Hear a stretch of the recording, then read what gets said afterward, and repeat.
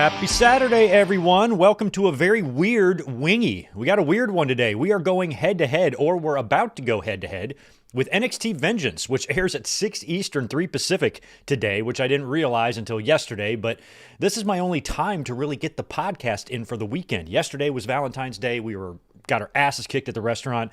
Tonight I've got the Genesis golf tournament in town here in Torrey Pines, so we're going to be busy from that. And this was my only window of time to come up and do a podcast. And I didn't realize that we are going to overlap just a bit with NXT, which the main show goes live in about 30 minutes. So this is only going to be a 90-minute podcast because I got to get out of here. And luckily we don't have a ton to get into because we're not going to discuss the spoilers for tonight's AEW Grand Slam, which looked phenomenal. I got to look at it. I don't really care about spoilers, so I've read the results. And I've seen a lot of screenshots and a couple of cell phone videos from the show. It looked tremendous. It's going to air tonight after the NBA All-Star festivities on TNT, which I guess is going to be somewhere around 10:30 p.m. Eastern Time, 7:30 p.m. for me here on the West Coast. Unfortunately, I won't be home in time to do a watch-along. If this was airing at 10:30 West Coast time, then I would be able to do one, but I won't be at home in time tonight to do that. But we will be discussing the results of the show, maybe in a mic drop tomorrow, or at the very latest, Monday night after Raw. So just keep that in mind. If you want my thoughts on Grand Slam, you will get some from me. And if I have time, I'll throw up a mic drop early tomorrow morning. Tomorrow, we are going to be here resuming our classic watch-alongs. It's been a while since we've been here to do that because we had to take a week or so off due to pay-per-views and whatnot. But tomorrow night, we're going to be here to watch St. Valentine's Day Massacre. I cannot believe we have not done this show yet. So we're going to be here tomorrow evening, 8 Eastern, 5 Pacific, to watch in your house St. Valentine's Day Massacre, where Vince McMahon takes the most hellacious table bump I think any of us have ever seen, and it still holds up to this day as one of the craziest bumps of all time. So we will be watching that tomorrow night. We'll also be here on Monday to watch Raw. We'll hang around after the show to do a review of the show and discuss any other wrestling news that I might have missed today. In terms of today's podcast, though, we're going to talk about some wrestling news, a lot of free agent stuff. We're going to talk about Ricky Starks showing up in NXT this week. We're going to wonder and speculate when we might see Miro and Aleister Black turn up in WWE as well. We'll talk about the latest with Rey Fenix and his AEW situation, and Josh Alexander hitting the free agent market as well. We're going to talk about Demolition re-signing with the WWE after all these years, Michelle McCool going into the Hall of Fame. Some news on Road Dogg. We'll talk about last night's SmackDown, which was kind of a nothing show, even though we did have some news coming out of it. It looks like Jacob Fatu is on the rise, setting up his Mania program with Solo Sikoa, something I predicted a couple of weeks ago. Also, we had 2 more Elimination Chamber qualifiers for the men and the women, leaving 1 spot in each match still open to be filled. We also got some news on who might have attacked Jade Cargill last night on SmackDown as well, and Charlotte has chosen her WrestleMania opponent. In addition to that, we'll talk a little bit about Dynamite, but since we have Grand Slam that was taped last night, you know, a lot of the results on Dynamite are kind of obsolete by now, but I want to talk about MJF and Dustin Rhodes and Hangman Page and Moxley and Cope going at it for the title, likely now at Revolution. Other than that, like I said, we're not going to talk about the spoilers, and I'm going to ask all of you right now, please do not post any Grand Slam spoilers in the chat. Be courteous to people who don't want to be spoiled. I never care about spoilers. If you spoil me, I don't care. I'm worried about other people getting spoiled, so please just do that. You know, we all read the same internet. You don't possess any more knowledge than anybody else if you happen to read the spoilers. Anybody can go on the internet, use their finger, click it, and read it. So we don't need that info from any of you. Please don't put that in there, because I would hate for someone who is looking forward to Grand Slam tonight to get spoiled because of someone in my chat. So please be courteous to people wanting to avoid spoilers. Other than that, stay off social media. If you don't want to be spoiled about tonight's Grand Slam, stay off the Twitters and the Instagrams and all that stuff, because you will be spoiled. But at least I want to try not to be responsible for anybody being spoiled here on this podcast today. Welcome to everyone who is here. I'll do some quick shout outs here, and then we will start getting into the news. I'm sorry about having kind of a condensed podcast this week, but it's just been nuts at work. But you got me here 3 days in a row. We're here today. We're going to be here tomorrow for the watch along, and we'll be here Monday night to watch Raw and review Raw. You might even see me more next week too, trying to figure all that out. And I'm working on WrestleMania season right now. It's going to be a trip. Good to see Bonkers LFC. We got Jay Lambo, Tatanani, my boy Zane G. We've got JJ Leg and Ajax Johnson, Zach Palgett in the house as well. Trying to hit the channel members here first. Good to see Isaac. And let's see, Tony is here. Denny Downbad, Flying Knee Bar. Good to see. He, in fact, does not love Solo. No, he does not. Mike Games version 1. Good to see him. Mike Rouse. We got William Cullen in the house as well. Stephen Harris.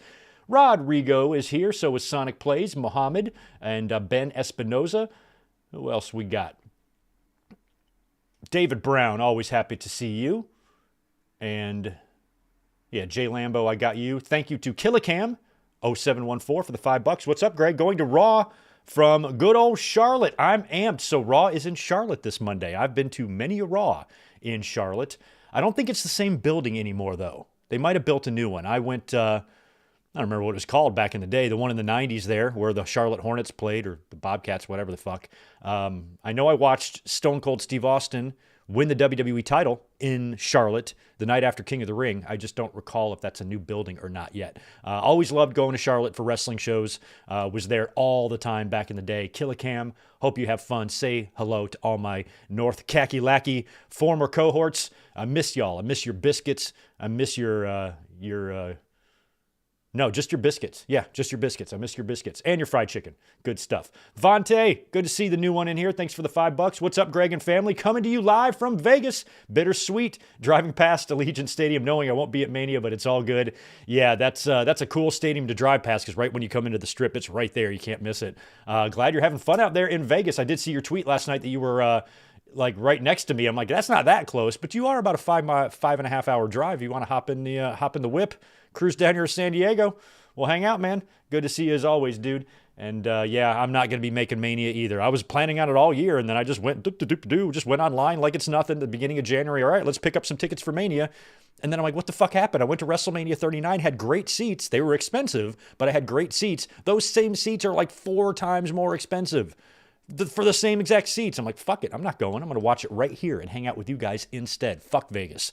I was all looking forward to it, but it wasn't going to happen. I think I was going to try to go to the Dynamite here in a couple of weeks here in Oceanside and Revolution at Crypto. I'm still figuring that out because, as a lot of you know, I had my little health situation going on, and I had my first hematology appointment on Friday, and I've got to do some, frequent inconvenient doctor visits a couple times a week for the foreseeable future. So that might be getting in the way of what I'm trying to do for the AEW shows, but I'm still trying to figure it out. So just bear with me, especially you, Zane, because it's still kind of up in the air at this point. I know that sounds crazy, but I just have a lot going on. It's the way it is. But everybody else, good to see you. Do me a favor, smash that thumbs up button for me. Make sure you are subscribed. If you are not, super chats are open. I will be getting to all of those before we finish the day here. And I think that's about it. Just remember, join us tomorrow for the watch along. Join us Monday for Raw and the watch along and the review and all that stuff. And yeah, thanks for being here. Let's rock and roll. We got to start with Ricky Starks, the absolute Ricky Starks. Will we see him tonight? I don't know. The Vengeance kickoff show is going on right now. Any mention of Ricky Starks? Do you think he might turn up tonight? I feel like he will. But I don't think they have anything announced for him because his deal apparently came together pretty quick. Now, he showed up in the crowd on Tuesday on NXT, and they were making a conscious effort, it felt like, WWE was anyway, the announcers and whatnot, to not mention his name. And when you combine this with the news we read about earlier in the week about WWE filing all these new trademarks for Trill London and Hayes Jameson, if Ricky Starks is Hayes Jameson, I'm going to be the happiest person in the world. But I don't think he's going to be Hayes Jameson. I think he's going to be Ricky Starks. Word on the street is the reason they weren't using his name is because WWE contractually sets themselves up to be able to use the wrestlers' names while they're under contract. It's contractual stuff, and I think because the deal came together so quickly, that part of it hadn't been hammered out yet. So I don't think there's any danger of Ricky not being Ricky Starks in WWE. We are moving into the era where that absolutely should be the case. There should be no reason to change Ricky Starks' name. They didn't change Ethan Page's name. Who else came in recently from AEW that they didn't touch? Jade Cargill, and they didn't change CM Punk's name to Chick Magnet Phillip or anything like that. So he's probably going to be Ricky Starks. It would be absolutely absurd if he was not Ricky Starks. The only way I would be okay with him not being Ricky Starks is if he was Hayes Jameson. Somebody special needs to be Hayes Jameson. So Ricky is now in NXT. He probably will turn up in some form tonight on Vengeance. And it had a lot of fans talking, of course, about, oh, what's he doing in NXT? It's an insult to him. He should go to the main roster. Just slow your fucking roll, please. Must we have these conversations every time somebody gets signed? I saw the same thing about Jordynne Grace. She's going to NXT. What the fuck do you think NXT is there for? It's a good way for people to ease their foot, wade themselves into the WWE water, learn their system, learn their process. And it's actually good that they have the Performance Center where you can learn WWE's camera cues and production techniques and all that stuff that they like to do and just get trained in the WWE universe. That's not a bad thing. It doesn't mean that Ricky Starks and Jordynne Grace aren't capable pro wrestlers. It's not like they need to be, put through, wrestling school again or anything like that. But no matter what you do, no matter how good at your particular field you are, if you change jobs, you are going to have a training period there where you're learning the ropes, no matter what you do. I've been in restaurants 32 years, but I would not be able to walk in just to any restaurant and just run the place. I would have to learn their system. I got 32 years of experience. That doesn't matter. I still have to learn things, and so I think with these wrestlers jumping anytime somebody goes to NXT, we have these same conversations. They're just copy and paste conversations every single time. Everybody knows Ricky Starks is great. We love him. He's going to be fantastic. I really hope that he finds success in WWE, but I don't consider this to be any sort of an insult to him at all. To go to NXT, dip in there for a few weeks, get your feet wet, boom onto the main roster, or, they might want to wait until after WrestleMania. We have to wonder when we're going to see Aleister Black or Rusev turn back up in WWE. But with WWE being right in the middle of their Mania build, it might be better to wait until after Mania to bring those guys back. Where Ricky Starks, NXT's creative isn't, that wrapped up in the Mania build, so there's a little bit more room there, and they wanted to get him in right away and debut him with a bang, and I thought it was great. I have no problem with that. I liked Ricky Starks' debut. I like it when anybody jumps ship from either side. If you're from WWE going to AEW, awesome. Vice versa, awesome. I like it. I've always liked it. Even back in the WWE and WCW days when I was more of a tribal fan than I am, way more of a tribal fan than I am now. Even back then, I loved to see it, even if it meant somebody from my company going over to the other company. It's just cool and surreal sometimes to see that happen. And I think as wrestling fans nowadays, modern wrestling fans really rob themselves of that excitement by trying to overanalyze stuff and make things too deep. He just went to NXT. It's no big deal. He's not going to spend his whole career there. He'll be there for a little while. He'll be on the main roster in 2025, I'm sure. So don't get your panties in a bunch. What the fuck? You should be happy that he's there. So everybody just chill out. Don't worry about where anybody goes. It's not your problem, not my problem to worry about where they should be. WWE is going to put them, debut them wherever they want. And I don't consider it to be any sort of an insult to Ricky Starks to pass through NXT on his way to the main roster. Why didn't Penta? I don't know.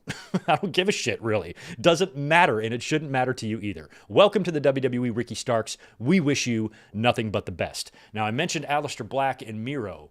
I don't know if WWE would try to bring them in and work them into Mania plans, because WrestleMania, even with it being 2 nights, under the Triple H regime, does not feel like they're still doing a lot of matches. What did we have last year? 6 matches on each card. So even with 2 nights, you still have a huge chunk of talent not booked for WrestleMania. Good talent. Champions, in fact, that aren't going to have matches at WrestleMania. Chelsea Green, or the women's US and the women's IC, I think there's a really good chance neither one of those belts will be defended at WrestleMania at all. So that's just the nature of it. So unfortunately, that's the reality. So if you brought in Miro and Aleister Black before WrestleMania and gave them both matches at WrestleMania while leaving off the card people like Chelsea or people like, I don't know who else, somebody on the men's side, Finn Balor, would that be fair? So with me, what I would kind of like to see with Malachi and Miro, maybe for one of them, do what you did with Cody. Shinsuke Nakamura comes to mind because last night on SmackDown, I was kind of hoping we might see Aleister Black turn up and confront Shinsuke Nakamura. I mean, maybe you do like a Nakamura versus a mystery opponent. And what would be cool about that is that it wouldn't be like Seth and Cody. With Seth's mystery opponent, we knew who it was going to be. With Shinsuke, if they just book a mystery opponent for him for the championship, the fans would think that it's either Miro or Malachi. Or Aleister, I should say. You wouldn't know until the match happens. Where Cody, you knew it was Cody, didn't change the pop and the reaction. It was still tremendous. But at least you have a little bit of doubt where the fans have to guess or bet on who it's going to be. Who's it going to be, Miro or Black? So I would maybe debut Miro, I should say Rusev or Aleister. I would debut one of them at Mania and the other one the night after on Raw. That's how I would do it. But we'll see when they turn up. There's a long time, 10 more weeks until we get to WrestleMania. It's not like they can't fit them in somewhere. But, putting them in a Mania program, I don't know. If I'm sitting in the locker room, with somebody that hasn't spent the last 5 years in AEW, I'd be like, why are they taking my spot? That's bullshit. So it just depends on, the backstage red tape of it all. But I think we will be seeing Rusev and Aleister Black pretty much at any moment. Could be tomorrow, could be the week after WrestleMania, could be a month after WrestleMania. But I think WWE doing something kind of similar to what AEW did years ago with Adam Cole and Daniel Bryan or Bryan Danielson coming in back to back. If they did that with Malachi and Miro, that might be pretty fun. Or maybe even perhaps a Rey Fenix. We got an update on him thanks to Chris Featherstone, which I got to believe is a kayfabe name, over on Twitter, who has broke a couple stories before. And he's got a little bit of credibility to him, but I'm still not totally sure if I trust him yet. Here's what he had to say about Rey Fenix, and I quote, "AEW sources have informed me that negotiations between Tony Khan and Rey Fenix to end Fenix's tenure with the company are progressing, and a resolution is expected to happen soon.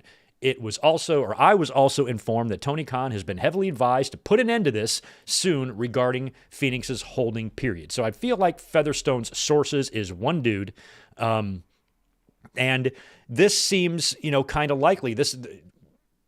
I like that we have like a new potential source out there, but he writes this stuff a little bit like Dave, because I feel like if we saw the news of Ricky, Malachi, Miro all being let go, logic would dictate alone, without needing to talk to sources, that if that's what's happening, Rey Fenix might be the next one to get cut. If he's already kind of ending these situations, these lingering contracts, whatever, if he's starting to finally cut ties with these people, one would assume that maybe Rey Fenix could be one of those as well. So this could be an assumption from Chris, or it could be coming from an actual source, who knows? But I'm inclined to believe it because I have talked about that very thing recently. I said Tony Khan just needs to, if he's finally starting to shed these contracts, then shed everything that's just lingering, that they're either leaving, you're never going to use them, whatever the story is, your Wardlows, your Britt Bakers, your Rey Fenix.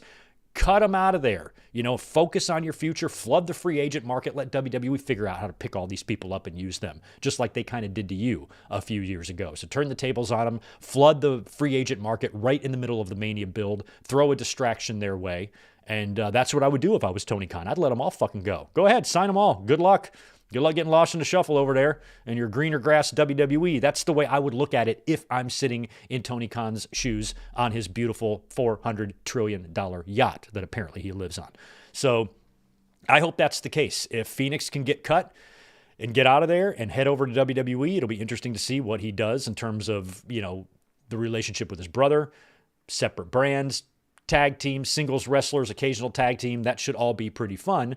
And hopefully that turns out to be the case. So hopefully Rey will be on his way out. Either way, though, what does he have left? 7-8 months left on his deal. So worst case scenario, we see Rey Fenix after the summertime. I can wait. Speaking of free agents or potential free agents, Josh Alexander has finished up his deal with TNA, and sources believe that he's headed over to AEW. That makes sense. I feel like that would be a better fit for him than WWE. Here's what Fightful Select had to say about Josh's deal.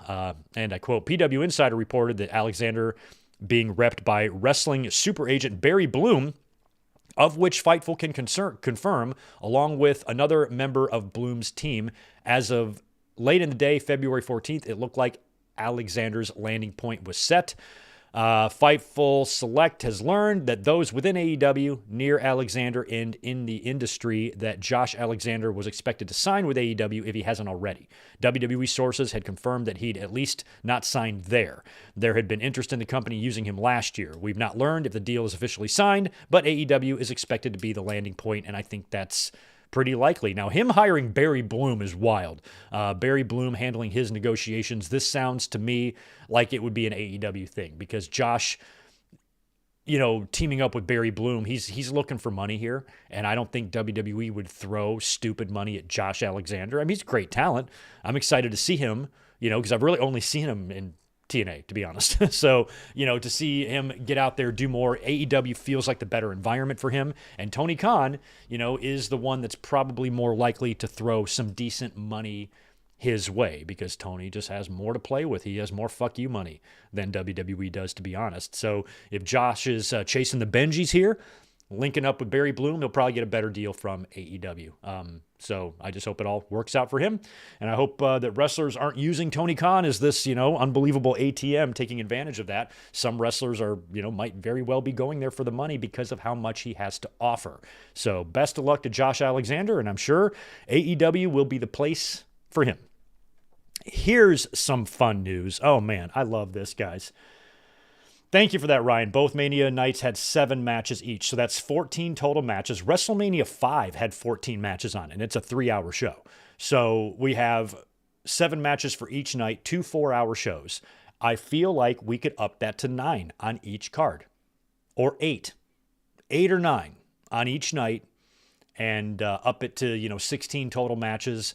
That way you have a chance to get as many people as you can on WrestleMania without being obnoxious about it, without booking a million, multi-man matches. I would love for them to bring back the Andre the Giant Battle Royal. I put up a huge tweet about this last night, begging Triple H and WWE to bring the concept back and take it seriously this time and put top-tier talent in it, put main eventers in it, give former world champions automatic bids, and then do a big segment on the Go Home Raw where Pierce, Aldis, Triple H, and Shawn announce the remaining competitors. The winner of the Andre the Giant Battle Royal gets a championship match against any champion in the whole company, no matter what belt it is, tag, IC, US, World, any champion of your choosing, and if it's a tag, you pick a partner, any champion of your choosing. You pick the time and place. Winner picks the time and place, not a cash in. You can't just cash in anytime. You have to call your shot, name the time, name the place. Could be TV, could be PLE. The only stipulation is it has to be within 60 days. And I think if you did something like that, make the Andre Battle Royal important again, and all of the major talent, like if you have a Finn Balor or a Damian Priest or somebody like that, or other people like that are kind of left off the Mania card, put them in the Battle Royal. And don't do qualifying matches and all that. Make it invitational. Former champs get automatic bids, and then the GMs and Triple H, they just determine the rest of the field based on the talent's merit. You make that match and you have it open night 2 every year. Every year, night 2, it opens the show. The winner gets their title shot. The next night on Raw or whenever, they can announce it or they can play it off. As long as they cash it in within 60 days, I think that would be something fun, and it would give WWE an opportunity to make the Andre Battle Royal mean something again. It's really only meant something in the first year when Claudio won it, or Cesaro, and how great that was. And I was so stoked because Battle Royals at WrestleMania are a very early part of my memory. WrestleMania 2, WrestleMania 4, and having that be brought back as an annual thing would be so fun. And it would be great for a fan my age that loves just a good old school battle royal, just old school. And you make it important. You put top talent in there. You don't just put, the bottom of the card in there. You put former world champions in there and shit. And you can use it to further angles, begin angles. And for fuck's sake, just don't phone it in. I see no downside to this idea whatsoever. So I would love for the Andre Battle Royal to be added back to one of the nights of Mania with 8 matches maybe on each card. That gives you 16 matches. One of those matches has 20 people in it, and it will give your talent a lot of your talent an opportunity to say, I worked WrestleMania, without it looking like they're just throwing you out there to get you in a match. And that's why we've seen so many of those multi-tag team matches, 8-person or 4-team tag matches, triple threats, fatal four-ways, all that stuff to try to work in as many people as you can, where last year it felt like not enough people were on WrestleMania. So I think there needs to be a balance to where you're not obnoxiously making multi-person matches just to give the talent on the show. Doing the Battle Royal would be a good way to do that, especially if you take it seriously. So move it off of SmackDown, put it back on Mania. That's my pitch for the Andre the Giant Battle Royal. And then do one for the women. Do the Mae Young Battle Royal for the women. You can do the same thing. It's fine. Will any of this happen? No, of course it won't, because why would WWE do anything fun? Here's the fun news I was going to mention a minute ago before Ryan sent me off in an Andre the Battle Royal tangent. Demolition has signed a WWE Legends deal after all of these years. Axe and Smash of Demolition, who are both still alive, who both still do appearances frequently, which is so great because I remember 25 years ago thinking Bill Eadie was on death's door. And here he is just still plugging away. Darso's always been relatively healthy from what I understand. And they still do appearances. They do conventions. They still do stuff together all the time. But any chance of them going into the WWE Hall of Fame felt unlikely because they were a part of that CTE lawsuit that eventually just got thrown out. They were two of the names on there. A lot of wrestlers tried to use that as a cash grab, and WWE kind of blacklisted a lot of them. However, now that time has passed and, more years have gone by, it's really nice to see Demolition get a Legends deal. They're my third favorite all-time tag team behind the Hearts and the Bulldogs. I loved Demolition growing up. And I remember when they first came in, they weren't the Demolition that we knew. I think it was Moondog Rex was Smash originally before Darso came in. And it took them a little while to kind of tailor their look to what we would know Demolition to be. And I remember I watched their debut match on TV. And I remember thinking, is this the Road Warriors? Like, this is WWE's version of the Road Warriors. And I believe that initially that's what Vince's plan was, to make these guys his version of the Road Warriors. And he would kind of do the same thing when the Powers of Pain came in. But what we saw from Demolition, Powers of Pain much more physically resembled Road Warriors. But Demolition was such a better team, I always thought. And I think WWE felt that too. And even though they might have initially been brought in to be ripoffs of the Road Warriors, they made their own way. They created their own legacies. They made their own way through the business without really being in the shadow of the Road Warriors. If anything, it was a dream match the fans thought about. Now, we would get it when Demolition really slid off at the end there. They added Crush. They were a shell of their former selves by the time they started feuding with LOD or the Road Warriors. So that really shit the bed. Demolition and Road Warriors are as a big a fail in WWE as Ric Flair and Hulk Hogan is. It blows my mind how Vince McMahon had both of those teams there. Road Warriors came in when Demolition was champs, and the fact that they couldn't get that match done. I'm happy they didn't, because the Hearts won the tag team titles in 1990, not the Road Warriors, but the fact that they kind of dropped the ball on that is really crazy. It was the same thing with Hogan and Flair. Like, what the hell were you doing?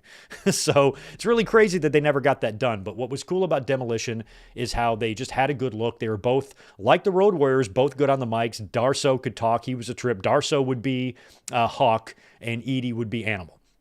But Darso, I feel like Hawk was a little bit better than Darso, but Edie was a little bit better than Animal. I really liked Axe's voice. He's got that deep voice, and Smash was a little more animated, and he could be funny sometimes. When they really started coming into their own after they became baby faces, Smash grew his hair out. The early days, they both looked exactly alike, but once they got going, you could tell the difference in the face paint, the hair, even the body types. They started becoming a little bit easier to decipher between the two.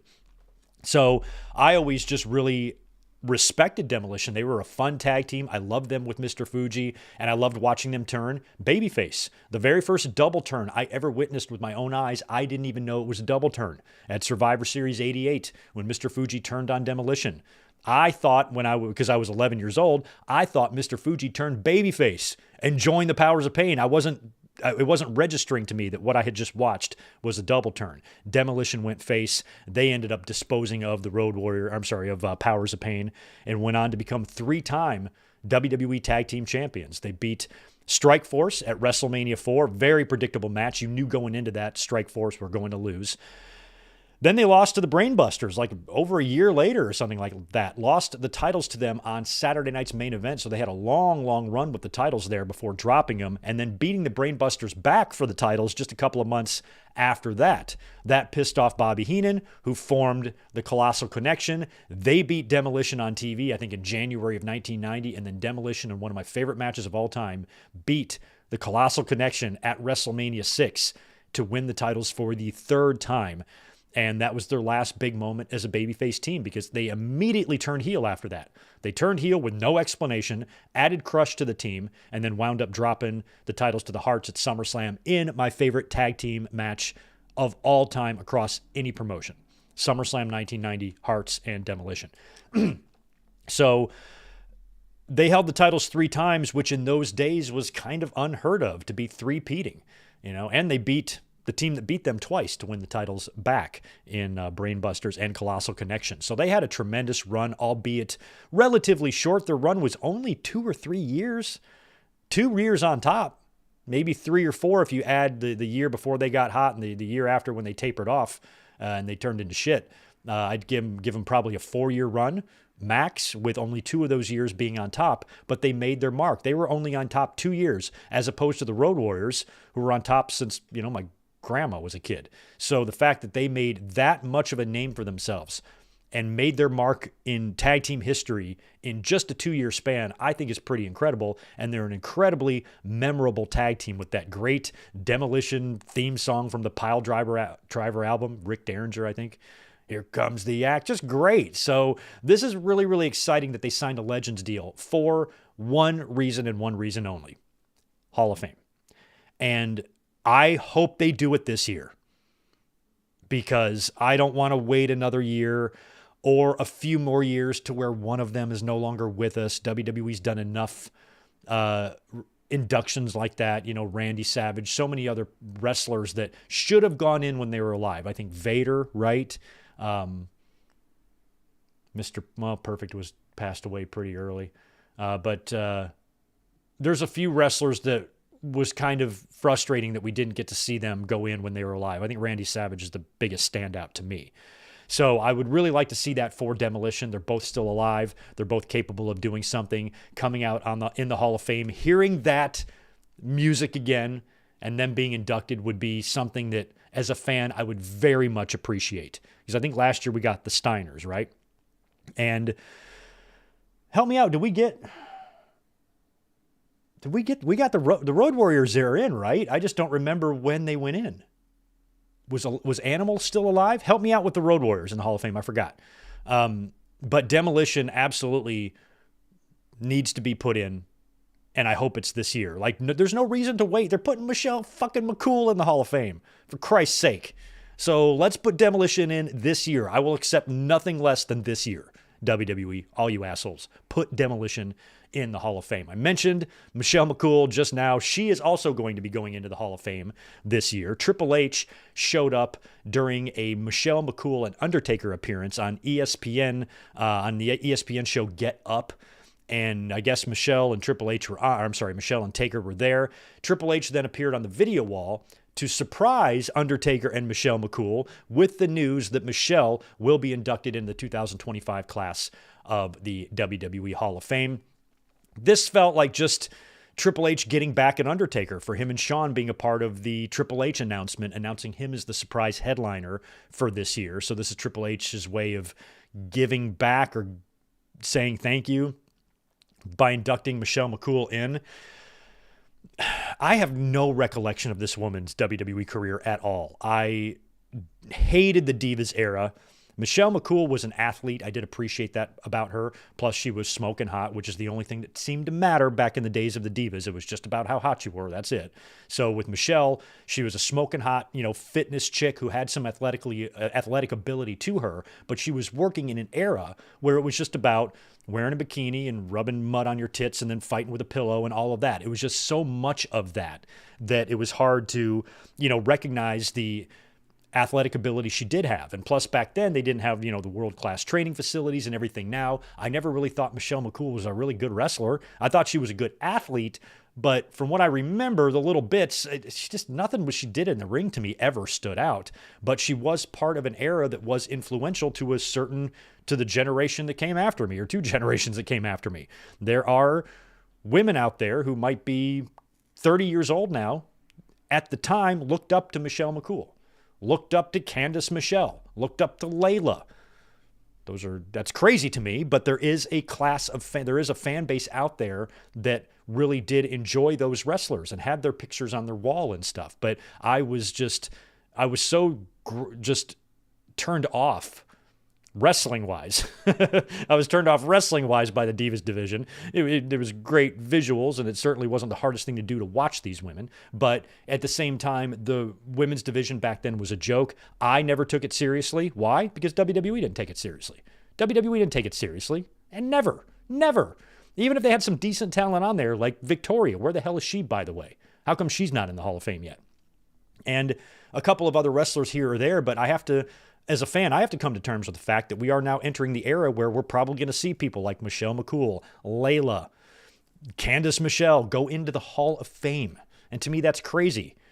I might be in the wrong there. No, Greg, they did a lot. They won some championships. Yeah, I guess. That was just such not a fun time in WWE's history to me, and I don't want to be reminded of it. So these women worked hard. Doesn't take away from what they did when they were there, working hard and doing the best they could with what they were given. So I'm glad that they themselves are getting these accolades. But, when it comes to the Michelles and the Candices and the Eve Torres and Eve I like, the Layla I meant, who the fuck else? I don't, Summer Rae. If Summer Rae goes in the Hall of Fame, I'm going to pack up all my belongings and go live in the woods. I just, what the hell, man?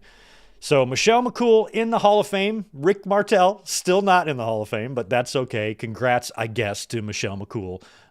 Like I said, I don't even remember Laycool. I know she was a tag team with Layla, but they didn't have tag belts back then. And I know she did an interview, Michelle, recently with Chris Van Vliet, where she was hoping her and Layla would go in together as Laycool. I'm like, Laycool?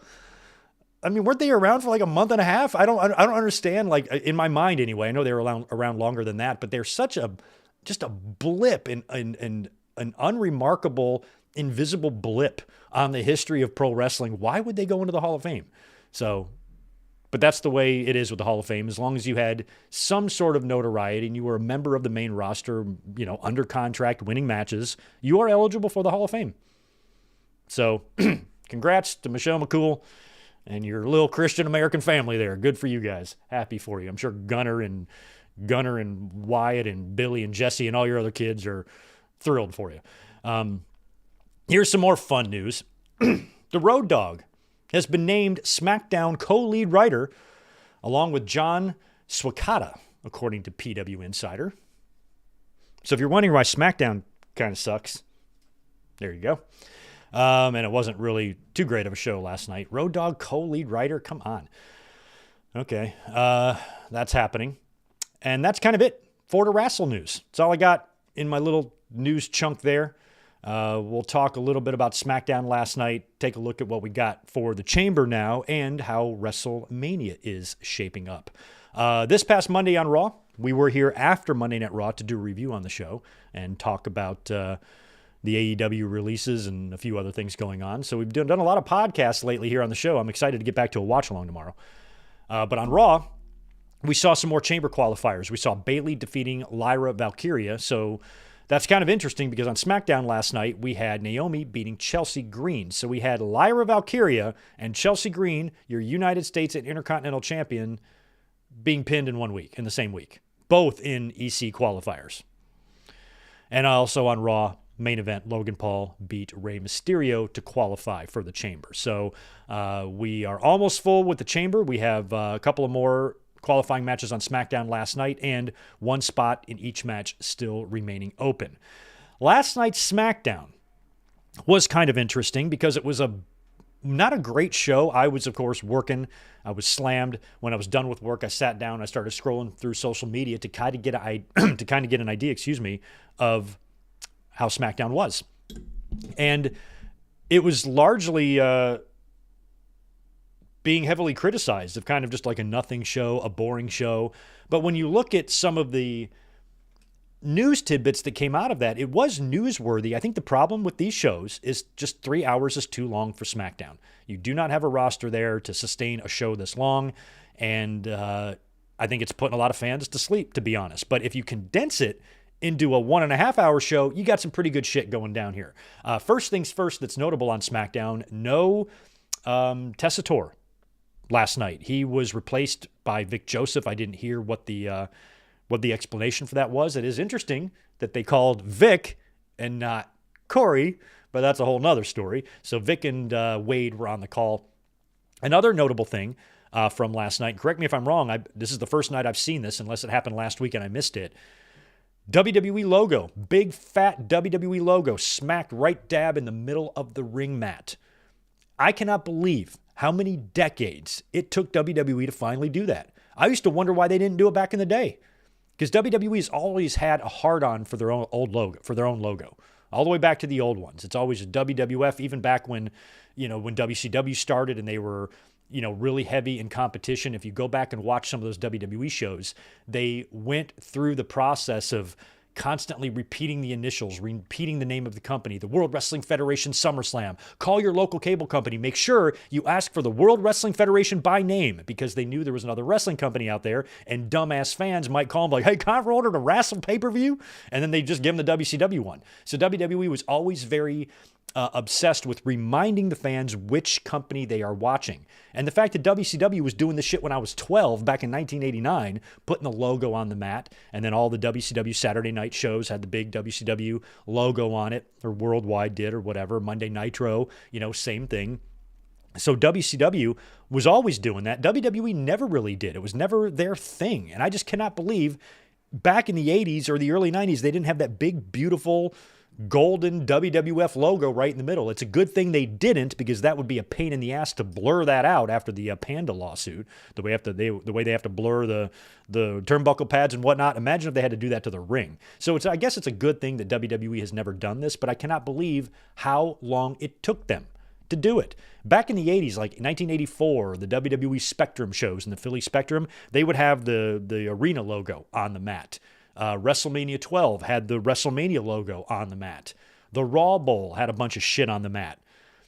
But in WWE, those are the only times I can remember where they ever had anything on the mat at all, up until recently when they finally started putting ads and stuff. And now that they have the big WWE logo in the middle, I'm like, there you go. The fact that you had Prime in the middle and Fortnite and all that shit. What the hell is wrong with you guys? Put your logo there. It's like right up your alley. It's what you guys do. You smear your logo all over everything. That's why your belts are ugly as fuck, because you have to have your logo everywhere. So the fact that they stick and shove and cram that logo up our ass 24/7, 365, but yet they don't put it on the ring mat has always been wild to me. Now it's here. It's on the mat. Maybe it's going to change up. Maybe it's not always going to have WWE. They're going to go back to the ads next week and Prime and Fortnite and Tiddlywinks and all that stuff. But WWE logo in the middle of the ring was a cool thing to see for the first time in 40 fucking years. So good job, WWE. Cody Rhodes opened up the show last night. He's out there talking about Elimination Chamber and whatnot, and him being stabbed in the neck by Solo Sikoa the week before. Drew McIntyre came out to interrupt, talk some smack to Cody Rhodes, and Cody reminded Drew, I guess Drew holds the victory. Help me, where was that McIntyre victory over Cody? That must have been before he won the title, because they were talking about how there's a very small list of people who have beaten Cody since he came into the WWE, and Drew is one of them. But I don't recall where that was. Was that a tag, or when did Drew beat Cody? I don't remember, but it must have been in 2022. There must have been in 2023. Because then he was injured all of 2020. Fuck, when did he beat him? Help me out. I don't even know. I don't even know what Drew was talking about. Or what Cody was talking about. So he's talking to Drew. Then Jacob Fatu and Tama Tonga come out. And this was really good, because Jacob Fatu is just fucking tremendous, man. He was talking to Drew and, just I'm all gas and no brakes and just kind of getting in his face. The way he's rolling, he's so unbelievably comfortable and good on the microphone. He is just the total package where he's over for his look, for his presence, for his ring work, and for his mic work. And that's amazing. He's getting over he's just going to be huge. He's going to be so huge. You can fucking feel it. The only thing that's going to derail this is a torn ACL that puts him out of the ring for a year. So let's hope that Jacob just stays healthy, full steam ahead, and just steamrolls motherfuckers, because he's headed for big things. So he gets in Drew's face a little bit, then looks at Cody's title. And there's this great shot of him kind of looking down. The title's on Cody's shoulder, and Jacob is kind of just like looking down on it, and just a little foreshadowing there. Like, that's coming at some point. And Cody says, hey, not so fast. You go in that chamber, win the chamber, then you and we can rock and roll for this, but not until then. And then Solo Sikoa is shown arriving on the Jumbotron in an SUV backstage. So Cody wants to head back there, and Jacob stops him. And he goes, no, I'm talking to him first.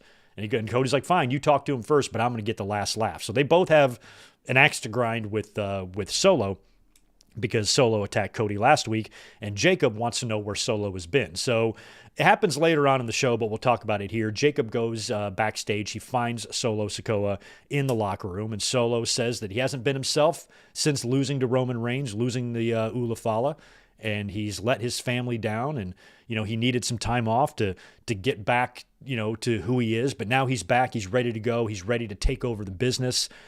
And he says to Jacob, he says, I love you, Jacob. And Jacob just walks off after Jacob has done nothing but professing his love to Solo Sikoa each and every week on TV. And you can tell now that this is Jacob's time to strike, because Solo Sikoa is showing a lot of weakness. When you're showing up saying, I'm sorry, I'm not myself, to a rabid werewolf like Jacob Fatu, that's weakness. He'll eat you. And like I said last week, when the fans were like losing their mind over Solo Sikoa coming in the ring and attacking Cody, Cody can't get away from the bloodline. Yeah, I get it, but what else is he supposed to do over there? He needs to be moved to Raw after WrestleMania. Cody needs to anyway. So I wasn't too worried about Solo nailing Cody, because I said last week, I believe that is the beginning of the process to get to a Jacob Fatu and Solo Sikoa match at WrestleMania. I don't see what either guy does instead. They got to work with each other. So Jacob will put down Solo at WrestleMania. That will move him into, more perhaps important programs for championships after that. But I think the Solo thing needs to happen first. So you can tell that's what's going to happen here. And Jacob would be involved in that three-way AC qualifier to close the show. We'll go ahead and skip ahead to that. It was Damian Priest defeating Jacob Fatu and Braun Strowman to qualify for the chamber. We had lots of interference. Solo came out to interfere to try to help out Jacob, and then Cody came out. His music plays. Cody comes out to try to help out. He gets taken out. Tama Tonga is holding Cody. Solo goes in to spike Cody, but misses and spikes Tama.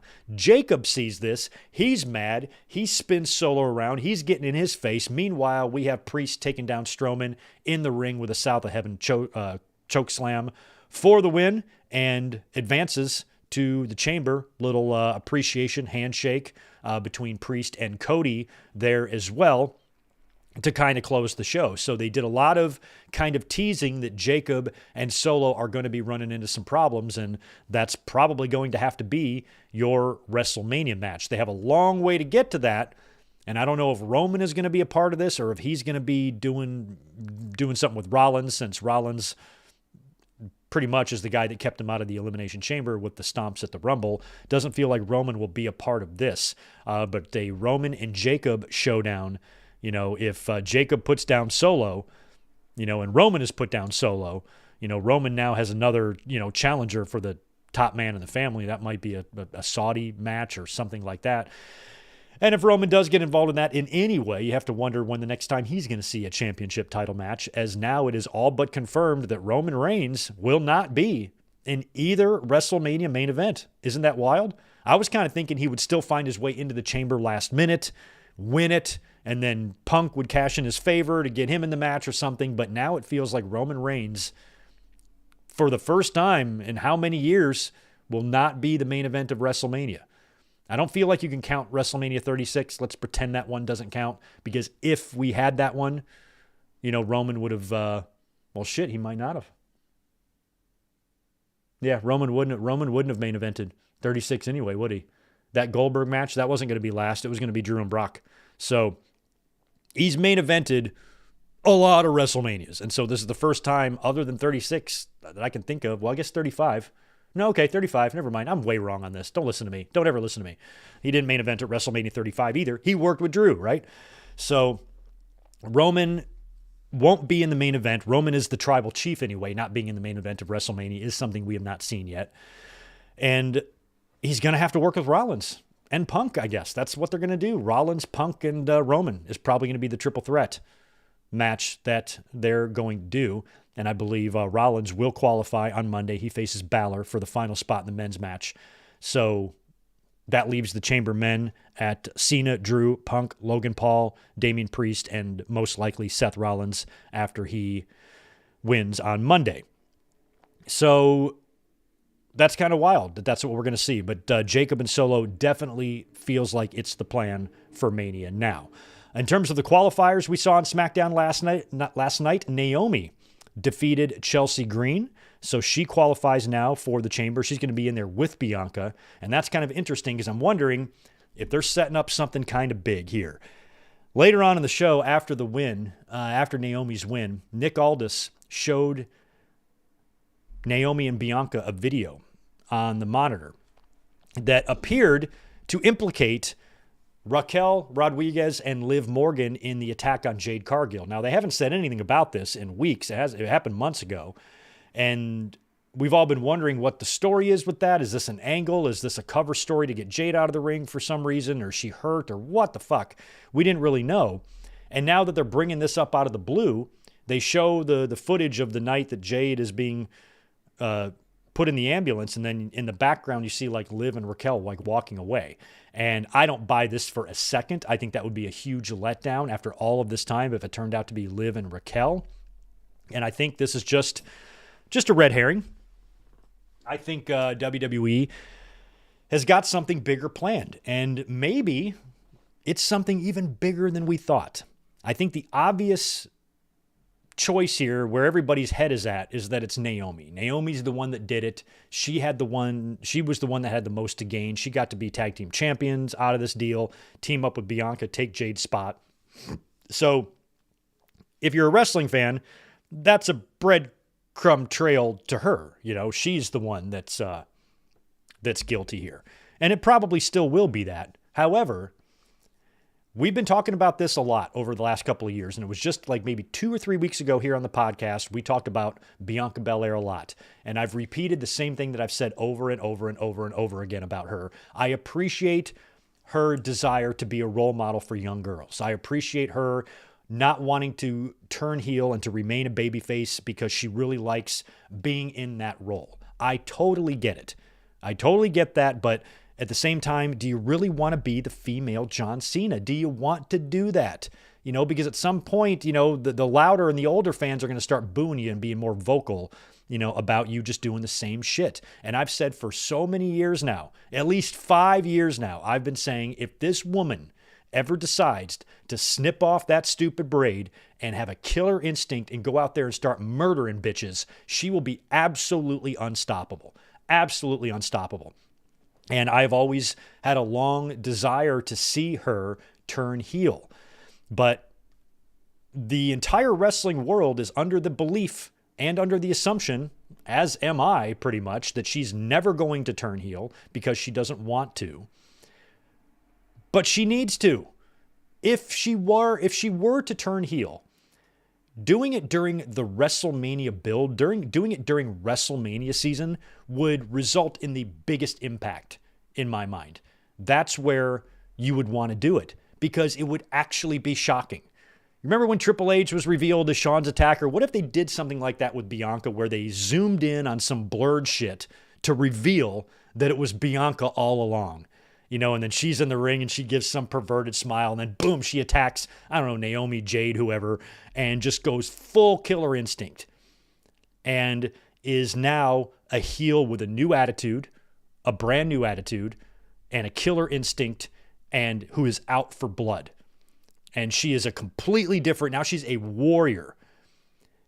And if you're able to have that reveal before the Elimination Chamber, and heel, angry, pissed off, psycho, killer Bianca heads into that chamber, dominates everybody, puts them all down, wins it, and now you got that showdown between two badasses, Rhea Ripley and a new look Bianca Belair.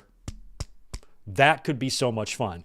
Hair twirling Bianca against Rhea is still a great match, but I'd much prefer, a sadistic Bianca versus Rhea Ripley, because when it comes to that stuff, Rhea Ripley's going to have the edge there. Bianca's still twirling the hair and dancing. She's strong as all hell, tremendous athlete, can stand toe-to-toe with anybody, but imagine what a new attitude could do for her. So maybe, just maybe, this whole Jade Cargill thing is actually Bianca turning heel after all, after none of us think it's going to happen. We've all pretty much written that off as a possibility at any time. She's never going to turn heel. WWE reads social media. Bianca hears these things. WWE's not, they're sometimes stupid, but they're not all the time stupid. They're aware of the narratives that are out there. So if you're Triple H, you're like, hey, Bianca, nobody's going to expect this. Nobody's going to expect this. And think about the crowd reaction. Think about the pop or just the reaction in general, the roar of the crowd when they realize that it was Bianca. I think that would really be shocking. You would have little girls with their jaws dropped because not only them, but even the fans like us, the older fans who follow all the backstage stuff, we're not expecting her to turn heel. So if she did, that would be shocking. It wouldn't be a swerve for the sake of a swerve. This is something that's desperate to happen. WWE really needs to turn Bianca. She should go heel and just be dominant. And if she has this new look, imagine if she had like a dominant victory over Rhea Ripley. Imagine if she put Rhea Ripley down. It's a competitive match, but it's a definitive win. To where the announcers are saying, I've never seen Rhea Ripley handled like that before. This new attitude Bianca Belair is going to be a force to be reckoned with. We got a new world champion. And so I don't know if that were to happen, where that leaves Jade Cargill, because if Bianca attacked Jade, that's going to have to be your WrestleMania match. But are they going to give Jade a WrestleMania match after being off all this time? I don't know. But I'm starting to hold out a little glimmer of hope that there is a chance it could be Bianca after all. After having no belief that was even close to happening, I might be changing my tune a little bit. If there's ever a time to pull off a shock of all shocks, it's WrestleMania season. Triple H, though, one thing we've learned about him as a booker, he plays it safe. He doesn't do anything too nuts. So I feel like what I'm proposing there and that possibility is still a long shot, but a little bit less of a long shot than it was before. We'll see what happens. We also had LA Knight defeating The Miz. Stupid little promo between them before the show. Miz was terrible. LA Knight was great. LA Knight put down The Miz after the match. He had a little stare down with Shinsuke Nakamura, who was out there watching the match, and just a little stare down there. So that issue is not over yet. We'll see if they book that for the Chamber, that match. They might. We had last night also on SmackDown, Trish Stratus in the house. She was at ringside, and she was interviewed at ringside, and she talked about her celebrating 25 years in the company. And I remember I was at one of the very first shows when she came in. Well, she might have came in 99, late 99, right? And then in 2000, I remember being at the Raw where she was trying to seduce Bubba Dudley by laying on the tables and backstage and doing those little videos. I was at that show. It was in Raleigh. And so I remember seeing Trish right from the get-go in WWE, and that is 25 years ago now, which is absolutely crazy. Now, she's celebrating 25 years in the company, but it wasn't 25 years in the company. It was 7 years in the company and then 10 years off, and then she kind of came back here or there. She did the Hall of Fame, and she came back in when was that match with Charlotte? Was it 2018? That was her first match since she retired, right? So she was off 12 years. Do I have that right? Is that about what we're at from 2006 to the Charlotte match? 06 when she retired to the Charlotte match? That's 12 years off. So she debuted with the company 25 years ago, but she hasn't been in the company for 25 years. But still, that's a milestone. Silver anniversary for Trish this year in the WWE. And she announced that since Elimination Chamber is in Toronto, she will be there. And she said she didn't know if she'll be in a seat or up in a suite. She didn't know yet. I think it's going to be more than that because we had Tiffany Stratton taking on Nia Jax last night.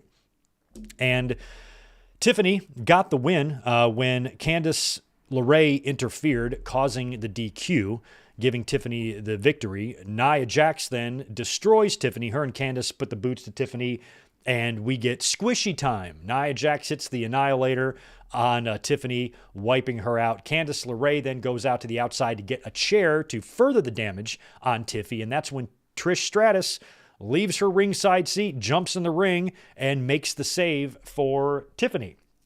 Nia Jax then comes in and avalanches Trish. She goes down. The officials run in, separate everybody, and Nia Jax and Candice LeRae retreat. As they're leaving, out comes Charlotte Flair. Charlotte comes out. She picks up a chair. She gets in the ring. She adjusts her outfit. She sits down right over the carcass of Tiffany Stratton and says, "Tiffany, wake up." And then she just goes, "I choose you." So there you go. No big surprise there. Charlotte Flair will be challenging Tiffany Stratton at WrestleMania for the championship. So we will not be getting Rhea and Charlotte 3, at least not this year. It's going to be Charlotte and Tiffany Stratton. So let the opinions begin. I don't even have to look at social media or ask any of you what your opinion is. I already know it. Tiffany Stratton should beat Charlotte Flair. That's what everybody is going to say for the next 10 weeks. So I'm not going to worry too much about that. I think if Tiffany defeated Charlotte Flair at WrestleMania and retained the title, that would be great. I'd have no problem with that. I'd celebrate for Tiffy. If Charlotte beats Tiffany, everybody is going to be mad except for me. I'm not going to care. But it is going to be Charlotte and Tiffany at WrestleMania. I do not give a shit who wins. So don't care. I hope it's a good match. I hope it's memorable. It would be a good feather in Tiffany's cap, but I cannot adopt this mentality of the wrestling fans to where if Tiffany loses, they're going to feel like she's buried and needs to go back to NXT because that's what they're all going to say, and that's just too insane for me to engage with. So that can be y'all's job. I'm going to sit here and be normal. We also saw Motor City Machine Guns beating Los Garza last night and Carmelo Hayes defeating R-Truth. Merry Christmas to R-Truth. R-Truth, I hope you had a great Christmas yesterday. I hope you got chocolate-covered Christmas trees and all that stuff and, Santa flowers. I hope it was a great day for you and your children on this very romantic Christmas holiday. Damian Priest, like I said, in the main event, beat Strowman and Jacob to qualify for the Chamber. And the men's Chamber now sits at Cena, Drew, Punk, Logan, Priest, and most likely Rollins on Monday, who I believe will qualify. He absolutely has to on Monday, so he will. And the women's Chamber match has Bianca Belair and Naomi, Bayley, Liv Morgan, and Alexa Bliss so far with one spot left to be filled, and I forgot what that spot is. I forgot what the final qualifier is. If anybody knows that, let me know. I didn't write it down. Let me cruise to the chat here before we get into some AEW stuff. I do want to go back to the top and hit some of these super chats that were coming in earlier. Killer Cam, I got yours. The new one, I got you. Killer Cam's got two more. It's the Spectrum Center now. Used to be the Coliseum. Gotcha. So it is the same building. Yeah, the Charlotte Coliseum. Okay, so it's the Spectrum Center. So maybe it is the same building. Good. I'm glad. Jay Boba, thank you for the $10, dude. If this was '05, Jay would have been getting booed by half the audience like Cena did with his 5 moves of doom and subpar mic skill. I disagree. Crazy how much the live audience has changed over time. Yeah, you guys have. Or the live audience, yeah, but so has the audience sitting at home because nobody has ever talked about Jey Uso's 5 moves of doom until he won the Royal Rumble. Why weren't we talking about his 5 moves of doom when he was in the Usos? Why weren't we talking about his 5 moves of doom when the Bloodline first started and he was having those matches with Roman Reigns and that Hell in the Cell match with him, right? I never heard any of that back then. So why all of a sudden now, with someone who's more experienced than he was years ago, all of a sudden be less good?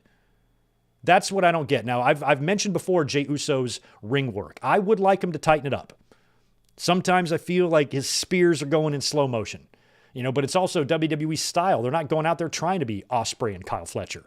That's not what WWE wants. He's wrestling the style that they want from him. And if you think about it, who else had 5 moves of doom? Little known developmental wrestler named Stone Cold Steve Austin, who after the pile driver that he suffered from Owen Hart had to obscenely limit his ring work. Compared to what Stunning Steve could do, what the ringmaster could do, to what early Stone Cold Steve Austin could do in the ring, 98 Stone Cold Steve Austin was a shell of that former self. He was punches, he was kicks, he was stunners, he was Thez presses. That's all. He was nothing else. Go find one more move. Jey Uso can do a moonsault. Can Steve? No, Steve can't. So I think I reject this idea that everybody now seems to have about Jey Uso. All of a sudden, can't wrestle. He's more entrance than he is in the ring. Yeah, there's a lot of guys that are like that. This is nothing new. Jey Uso, you got to understand WWE's audience too. A lot of it is geared towards kids or a younger audience. And I think if you're anywhere between the ages of 5 and 16, you are probably loving the Jey Uso stuff. So he's got a great presentation. He's massively over. And his ring work hasn't exactly dazzled me either, Jay Boba. However, I'm not foolish enough to say he only has 5 moves and he doesn't know what he's doing. This is what happens when people start making it to top levels. They start tearing them down and these narratives start bubbling up out of nowhere. You know, Jey Uso has a wrestling family. He has grown up in the business just as much as Eddie Guerrero did or Rey Mysterio did. He's been around wrestling his whole life, performing wrestling moves in his living room when he was 6. He is incredibly trained. Hall of Fame father, Hall of Fame family, Hall of Fame cousins, uncles, everybody. His whole goddamn life has been pro wrestling. So while I agree that I think Jey Uso could see a little bit more improvement in his ring work based on some of the matches I've seen recently, would be like a little bit nice, I won't lie. This idea that he can't wrestle is crazy stupid, and it's just not something I'm going to get behind. So you talked about the live audience has changed, so has the audience at home, because now all of a sudden, you know, if I would have seen 5 moves of doom and all of these criticisms about Jey Uso 5 years ago, then maybe I'd listen to them. But they're all just happening now. They're the loudest now. Why? Because he won the Royal Rumble, and he wasn't the person some people felt should win the Royal Rumble. So now it's going to be all about tearing Jey down.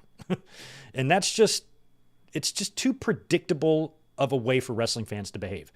Thank you for the super chat, Jay Boba. I'm not in total disagreement with you in terms of noticing some improvements that would be nice were made on Jey Uso's part in the ring. But now we're talking about he can't cut a promo, he can't fucking wrestle and all this. Let's not do that. Let's not do that. Because it just you lose credibility when you speak with your heart, not with your head. I think fans' issue is they didn't want Jey Uso to win the Royal Rumble. That's where all these things are coming from.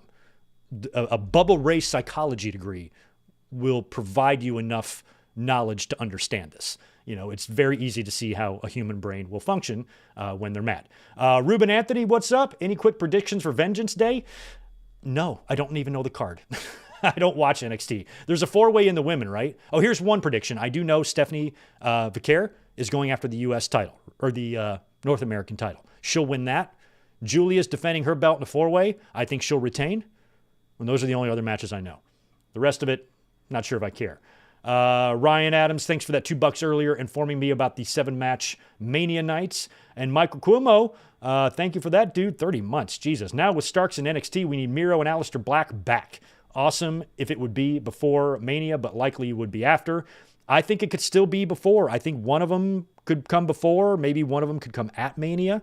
I would like to see something fun like that. Like in 2022, the Austin and Kevin Owens match. Remember how wacky that got with Pat McAfee coming out and Vince coming out and taking the final stunner of his life, the worst one ever, and just a lot of the craziness. Maybe you do something like that at WrestleMania with one of the matches where you bring back Aleister and Miro back-to-back or something, or they come out together. No, they shouldn't come out together, but having them, you know, back-to-back would be kind of fun. And I definitely think one of them, at least one of them, needs to be on the the post-Mania Raw, for sure. That would be wicked fun. Let's see, what else we got? 2 more from Ryan. We still got Victoria, Jazz, and Mickey to go in. Yeah, Mickey James. Mickey James hasn't gone in, huh? Yeah, she needs to go in. Trish needs to induct her. And yeah, Victoria for sure. And Jazz, yeah, hell yeah. I'd be into all 3 of those women before Michelle McCool, that's for sure. Nice, congrats to Max Pokebro. Just got a new job. That's a big yeet. Let's all yeet to Max. Good to see Juliet in here. Everybody else that has said hello, like Shell Shock and Doug Unfunny. Good to see Gilbert. Anybody else been chiming in since I've been flapping my gums? Ian Dunn, 7th season. Welcome. Everybody else. Thank you for that, Zane. Road Warriors win in the Hall of Fame in 2011. I thought so. So Hawk was no longer here, but Animal was. He must have done the induction then, right? Yeah, I just didn't remember that. 2011. I kind of do now, but that's crazy. It's a shame. It's a shame about Hawk. All right, before we get out of here, let's just talk about a couple of little AEW details. Now, Grand Slam was taped last night in Brisbane, Australia. It's going to air tonight on TNT following the festivities in the NBA All-Star stuff. So that should be around 10:30 Eastern, 7:30 Pacific. So about 4 hours from now, Grand Slam should be airing on TNT. I did read the spoilers. Like I said, don't spoil anything here, but it was the way I thought it would go. I don't think I've given any early predictions on the podcast here. I don't think. I might have talked about the Storm May match. I might have talked about Tony and Mariah and who I thought would win. But everything that I thought was going to happen did happen. All we got to do now is see how good these matches are. Also, I think we got some information on Revolution that we're going to learn tonight. 2 new matches set for Revolution. 2 big ones that look really, really good. We're going to learn that tonight at Grand Slam as well. 5-match card. Good-looking arena. Saw a lot of screenshots from that. Looked like the crowd was jacked, and I'm sure the show will be good. I will be checking it out late tonight when I get home. I'll be home tonight probably about 11 p.m., which will be 2 a.m. on the East Coast. I will watch it. And if any of you are up late at night, check my Twitter feed. I'll be tweeting my opinions super late in the middle of the night when nobody is awake. So if you want to know what I have to say about Grand Slam, tune in to my social media profile this evening. And then if I have time and I'm not tired as all balls, I will record a mic drop and throw it up on the channel tomorrow before the watch along. If I don't, we'll talk about it Monday night during the Raw review. In terms of Dynamite this past week, only talking about 3 quick things. The Hurt Business successfully defended their Hurt Syndicate, defended the AEW tag team titles against the Guns and beat them. So the Guns returned the week before. They got the title shot right out of the gate. They went down to the Hurt Syndicate. Hangman Page defeated Max Caster after Caster did one of his open challenges. So Hangman beat the piss out of him. And then MJF had a pretty good match with Dustin Rhodes. Ended up tapping Dustin out, or he passed out or whatever. Referee stopped the match. MJF continued the attack on Dustin until Hangman Page came out. Now, they've been teasing the rivalry beginning here, and I'm hoping this is going to be a Revolution match. And MJF, after the stare down, tries to walk away, turns back around and attacks and tackles Hangman Page. Security comes out. They brawl. They brawl into the crowd, through the crowd. Hangman is being escorted from the arena, so MJF comes back to the ring, all cocky, gets on the mic, only for Hangman to return again and run him off. So they're kind of starting their feud there. And I really like this possibility more than MJF and Jarrett or anything they've done recently. And also, Hangman Page, I think, needs to be on a journey back to the World Championship sometime this year. I think he's one of the people in AEW, along with Swerve Strickland, that are just really, really naturally over with the audience. Doesn't really matter what they're doing. Heel, face, fans really like these competitors, and I think they should be the 1A and 1B in the company, is Hangman and Swerve. So Hangman, I'm hoping he beats MJF whenever that match happens. If it is going to happen at Revolution, I think it should. That's a good match for LA. MJF and Hangman on the undercard, that's sexy as all hell. So I really hope they book it for Revolution, because we're going to have a cage match on that show. You'll learn about that tonight. We're going to have a Continental Championship match. Cope and Mox are battling for the championship as well. There are going to be some good matches on Revolution faux show. So the show, I think, basically ended on Wednesday with Mox giving Copeland that title shot. At first, he wasn't going to give it to him, but then Copeland stole the briefcase that has the championship in it, apparently. A championship that we have not seen since, September, October? When was that match with Danielson when he lost the title? So we have not seen it. Cope gets out his old friend Spike, the 2x4 with the nails in it, and he says that he's going to open the case the hard way, or he's going to show everybody how he feels about the AEW title, and then he starts smashing it, so I don't know what that meant. But it was enough to freak out Mox to where, Mox is like, all right, fine. You want it? You want a shot? You got your shot. So that's going to be the match at Revolution.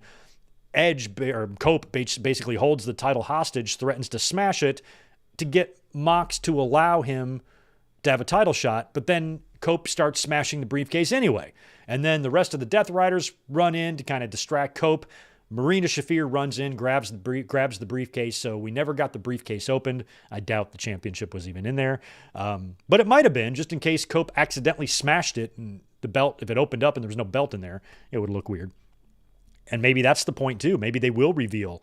Somebody will steal the briefcase, open it up to find the belt's not in there. Where is it?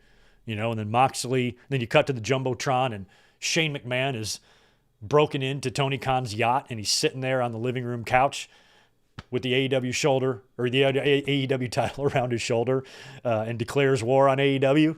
That would be fun. Is that going to happen? No. Shane McMahon's been busy sitting behind his fucking jigsaw-looking mom at her confirmation hearing, right there with Triple H and Stephanie. Oh, my God. Mrs. McMahon, did your husband shit in your hair too, or is that reserved for the women he traffics? God bless America. So Shane probably isn't coming in, and we don't know if Moxley and crew has done anything to the championship. Maybe they're repurposing the championship. Maybe they gave it to Jack Perry and said, take it in your fucking garage and make something pretty out of it. We don't know. So at some point, we're going to have to see that championship again, but I don't think Copeland is going to be the one to beat Moxley. Shit, maybe he is. At this point, I wouldn't rule it out.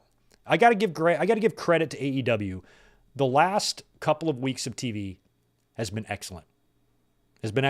Good dynamites, good collisions. And they're doing this with the top angle that just isn't resonating with fans. Everybody's over the Death Riders, as am I.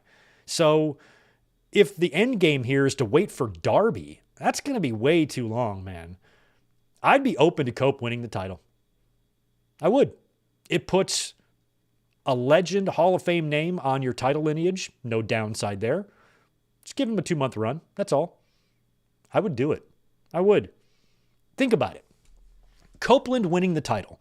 Cope winning the AEW title. Would that be any worse than anything we're seeing from the Death Riders right now? It can't get shittier. So you might as well, if I'm Tony Khan, I'm like, well, this Death Rider shit ain't working out. Let's just put the title on a legend, give him that moment. I now have Adam Copeland's name on my title lineage. Maybe Christian. Does Christian still have that thing? Does Christian still have the thing? That's what I'd do. I'd have Cope win the title and then Christian cash in on him. And then in one night you got Edge and Christian both on your world title lineage. And then maybe Cope beats Christian, or maybe you do a Cope-Christian match and Cope wins the belt back and then Moxley wins it back and then he drops it to Darby. I mean, you got to hot potato the fuck out of that thing to accomplish any of that, but maybe it's something they do. So where we're sitting right now for Revolution, I am not opposed to the idea of Copeland winning the AEW title because of what I just said. How would it be worse? How would it be worse than what they're doing now? If the plan is to take the Death Riders angle all the way into Darby returning, which could be May after he climbs Mount Everest, then taking a little detour along that road might be better TV than just doing the same shit for the next 12 weeks. You put the belt on Cope, he holds it for a while, Mox wins it back, now he's a 5-time AEW champion or whatever it is, and then he drops it to Darby. I would do that. Then Darby can have his run this year, and Darby can carry it for a long time until he runs into a Hangman or a Swerve or something like that. That's my opinion anyway. I gotta go. I have to go. I don't want to go. I gotta go into work. It's gonna be nuts. I'm not looking forward to it, but I got the next 2 days off, so I am looking forward to that. Thank you so much for being here today, guys. I'll check the chat here and see if there's any final supers that I need to hit. Oh yeah, I do. There's a couple of them. My bad. Juliet, you got $2. Gran Hamada, I did see that today. I forgot to mention it. Gran Hamada passed away. Japanese legend. Japanese turned luchador legend. Has a big history in Japan and Mexico, and he was a legend. Passed away. I didn't catch his age, but we learned of his passing today. So rest in peace. I never had a chance because I saw that right at the end, right before we went live. I never had a chance to even put him in my notes there. So we did have a wrestling death this week, which is very sad. Seems like we have one every week. Good to see you, Brandon McNeil. WWE fans got $5 for us. Hey, Greg, hope you're having a great weekend. Girlfriend is out of town. Need some suggestions of some old school wrestling to watch. What would you suggest? Jesus, where do you start? Old school wrestling? What's your definition of old school? We're living in a world now where old school is 2009. For me, old school is 1981, but for some other people, it's 2009. Old school wrestling, you know what? Might be fun for the weekend, some weekend watching. If you want really, really old school, I would watch Mid-South or maybe even some AWA from like pre-85 or pre-87, something like that. Or watch some WWF stuff. Go up on the network and just binge watch some primetime wrestlings. Gorilla and Bobby. Just watch some of that. It's good times. Good times. I'd suggest for a weekend, casual wrestling watching, I'd watch some primetime wrestling. You'll see some good feature matches on there from MSG. Oh, let's see. What else? I think that's just about it. Chad Gable, is he though? Yeah, 79. Thank you, Juliet. Yeah, Chad Gable, I thought was going to go to AAA, and then I thought something fell through there. So he did tell the rest of the Creeds and Ivy that he's going to be going away for a while. So he's going to go to AAA to learn how to defeat Penta, I guess. I hope that happens because I want to see that. But I thought that maybe it had fallen through. I'll have to look that up, see what the latest with that is as well.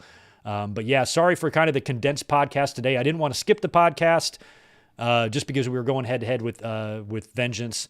But at the same time, I didn't know when I would be able to come up again. I could do it tomorrow, but we're doing a watch-along tomorrow, and I don't want to stream for 6 hours. So I decided to still do it today. And thank you so much, everyone who hung out with us this afternoon. If you could do me a favor on your way out the door, make sure you smash that thumbs up button. And if you are watching this later on demand after NXT, let me know all of your comments, thoughts on what we talked about today right down in the comments below. I will push out the audio to this podcast to the podcast feed later tonight when I get home, so it will be ready for your listening enjoyment in the morning. But unfortunately, it will be a few hours before that's up. You guys have a great rest of your Saturday. I will catch you. Don't forget to catch us tomorrow. One more reminder, St. Valentine's Day Massacre. Tomorrow night, 8 Eastern, 5 Pacific. We will be here to watch that. And tonight, I will be checking out Grand Slam and letting you know on social media my thoughts on the show. So if you are going to be watching it tonight, I hope it's good. Hope it's fun for you. And please let me know your thoughts on social media. If you want to tag me in any tweets as you're watching it tonight, please do that because I will be monitoring my phone while I'm at work. And that'll do it for today. Thanks again, guys. Appreciate it. Have a good rest of your day. And I'll be catching you tomorrow for the watch along. Peace.